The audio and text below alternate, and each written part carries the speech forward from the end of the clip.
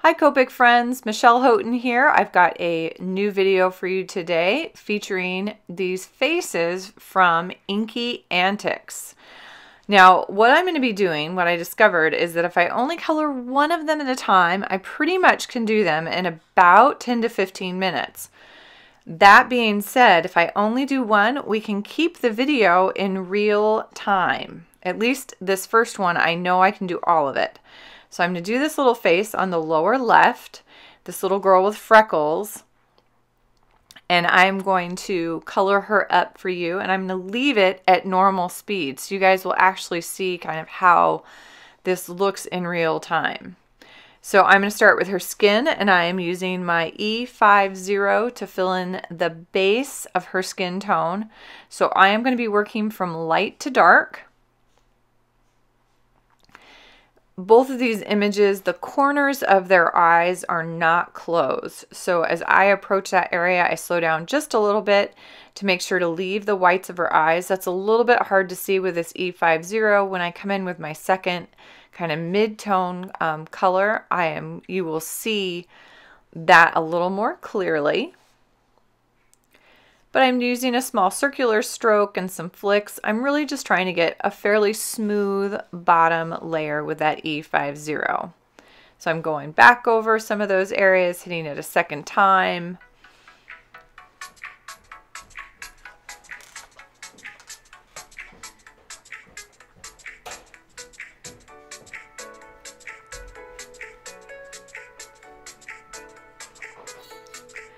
Next is my E53, and I'm going to bring that in from the sides of her face. Notice I come up right underneath the eyebrow, I come down from the hairline, I come right up over the top edge of her eye and then under the bottom edge of her eye. I come down along the side of her cheek and then out underneath her cheekbone. So notice how it pulls out under her cheekbone towards her lips. That's going to give her face a little more structure and actually a little more realistic structure. Even though these are fun graphic images, they have a little more realism to them. So I'm doing the exact same thing on the second side. Came underneath the eyebrow, over the eye, under the eye, and then out underneath that cheekbone, but along that full side of her face. She's round, so I want to show that shape, that it's pushing away from the viewer.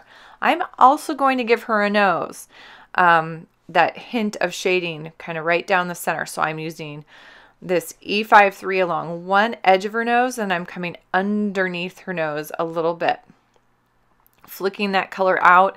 So her face is going to end up a little bit darker on this left-hand side. It kind of connects in with that left eye. I'm not going to do both sides. I'm going to just hold on to the left. And so because I've done that, I'm going to bring the shading in a little bit further, that mid-tone in a little bit further along that left edge, so that whole side of her face gets a little bit darker.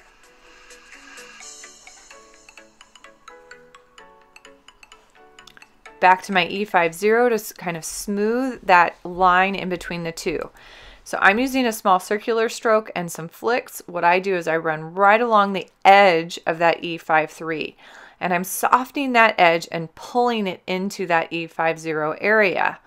And so hopefully that's going to help smooth that out, make that nice transition from the darker color into the lighter color, or from the light into the dark, so you don't see a distinct line. At least that's the goal.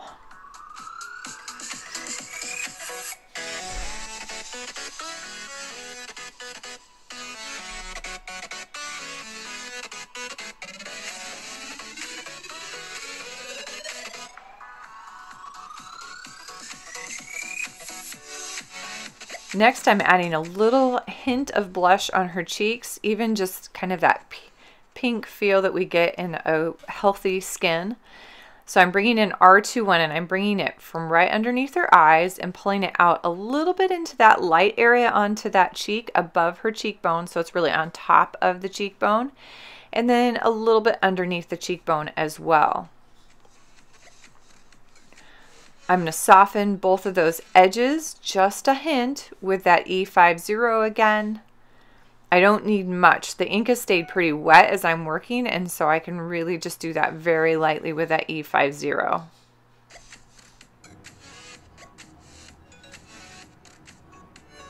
little bit more E53 right in the back corner of her eyes.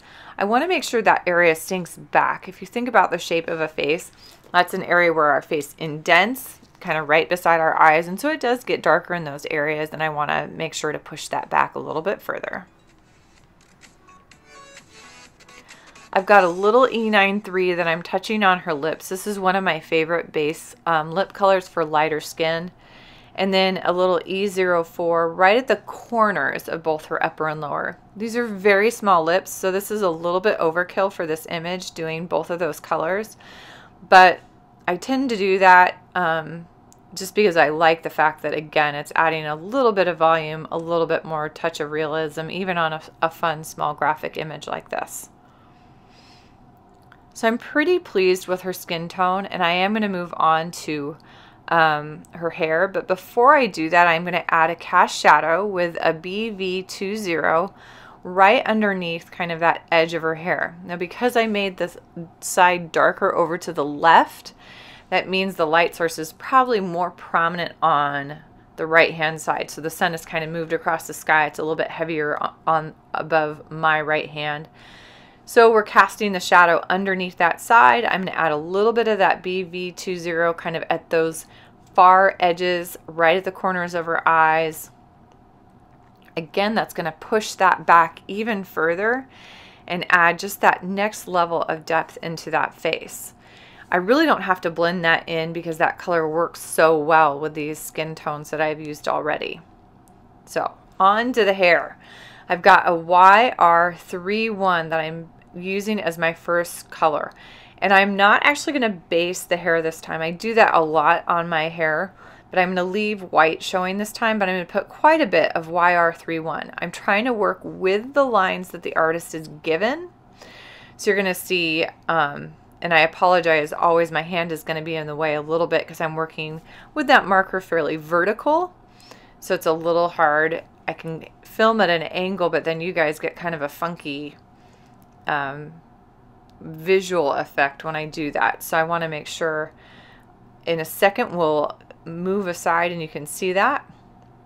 So you can see there's quite a bit of white left, and the lines I've created, I've worked from the hairline up and then from the tips down, and I've got a few waves in the middle because she's got this beautiful wavy hair. But I'm working with the lines that the artist has given me. Next color is the YR24. Same areas that I just did that first color. I'm not trying to go over that specifically, but I'm doing it in the same areas and the same direction. Typically, as I get darker, I have fewer lines. With this particular hair combination, with this color, I'm doing about the same amount that I did with my first. So there's not a whole lot of difference. It's just filling in a little bit more of the white. It does some overlap, some bumping into, but it's just adding more color, more texture into that hair, kind of showing again that fun, funky wave that flips up into the sky.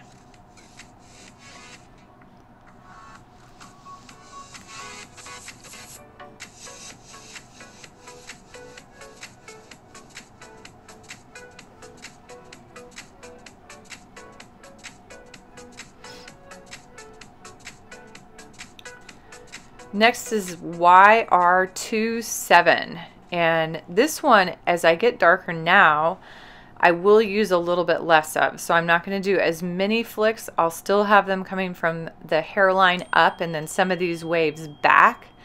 And then I'm also going to have a few from the tips down. With wavy hair, the rules don't, like we talk about going from the hairline or the part out and the tips up. With wavy hair, you have to do some starting and stopping because the ins and outs of those curves and those waves. So that's where you see me going into those middle areas. And again, working very vertical, so you don't see a real thick or thin part of the line. So I've got a lot of white still showing. What I'm going to do now is I'm going to come back in with my YR31, that lighter color. And I'm using a broader stroke, and I'm filling in some more of those light areas, but I'm also softening the other two colors. So it's going over the top of them. A lot of the white is going to kind of disappear at this point, But again, it's softening the YR24 and the YR27 a little bit as I do this. Gets a little more realistic looking. It's still pretty fiery orange, and we're going to tone that down here in just a second with one more color. But this is almost going to eliminate the white. Again, it's a little bit broader stroke, still flicking in those same directions, going along those hairlines the artist has given us. And then my last color that I'm adding is in E35, and this is going to kind of tone down some of those brighter orange tones that are in there with the YRs. Again, I'm starting and using those same lines to kind of dictate my directions, flicking from the hairline up and into some of those curves, coming from some of those edges back down. But at this point, because it's a little bit darker color as well, I'm using quite a bit less of the color, and I'm finding those areas that I think are going to be the darkest to add those little peaks of this darker color.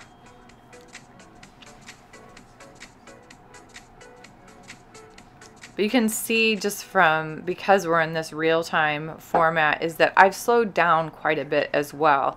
As I get into these darker colors, I just take more time to really focus on where I'm putting them and where I want to push back with those darker colors. A little bit more of the YR27, or sorry, YR24. Pulling that out a little further in some areas.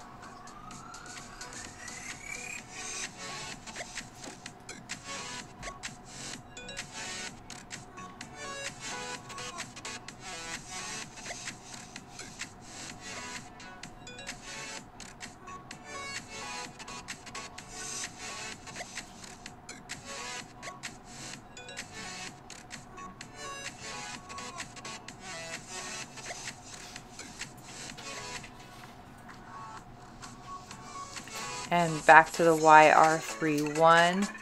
Again, softening a little bit the what I just added with the YR24, and also that E33 that I added.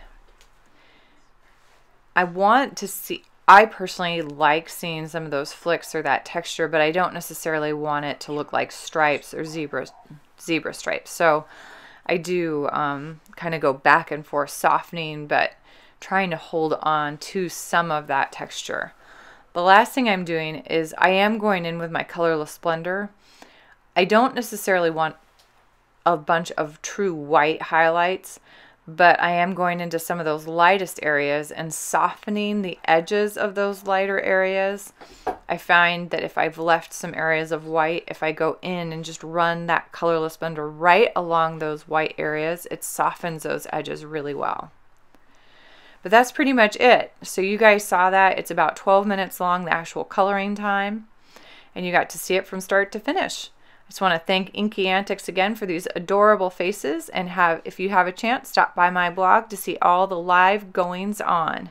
Thanks for stopping by today. Have a happy, colorful day.